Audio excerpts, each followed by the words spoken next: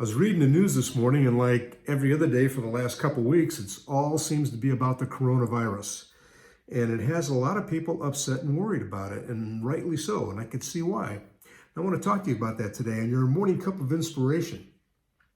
When I start looking to the coronavirus and looking in the Bible, what comes to my mind is in Revelation that we're preparing for the second coming of the Lord. This is just one of the things that are happening. In Revelations 6, 1 through 8, John describes this, and in verse 8, he talks about the fourth horse, or the four horsemen of the apocalypse, and the fourth horse, which is the pale horse, which is disease or pestilences, and that's released on the earth. Now, this isn't something new. I mean, we had the H1N1 flu virus, we had AIDS was a big thing before, and so things are happening along that every time that something like this happens, we're going, oh, is this the one? And I'm not saying it is or isn't. It could be, but we don't know that yet. But the Lord is in control, and it's there for a reason. He has done this for a reason, just like the H1N1 flu and just like AIDS and everything else that was out there. He's getting our attention, and I'm sure he's gotten yours. I know he's gotten mine.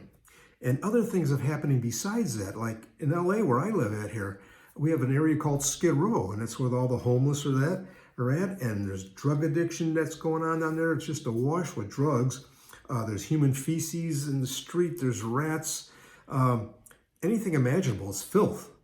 And it's become an epidemic area where typhoid is back. I mean, tuberculosis is big. They call it the typhus zone.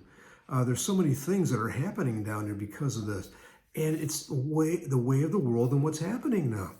And so other things are happening. It's not just here. It's happening. I was reading about it's happening in Baltimore, Seattle, San Francisco, other places. It's always happening. And there are travelers' guides advising visitors to avoid such places. So that's what is going on. But the Bible tells us, and just not only in Revelation, but Jesus even said that there's going to be pestilences in diverse places. He says in Matthew 24:7, "For nation shall rise against nation, and kingdom against kingdom." Isn't that happening now? "And there shall be pestilences in diverse places." See, he says this is actually going to happen. And of course, that means disease outbreaks of massive scale is going to happen.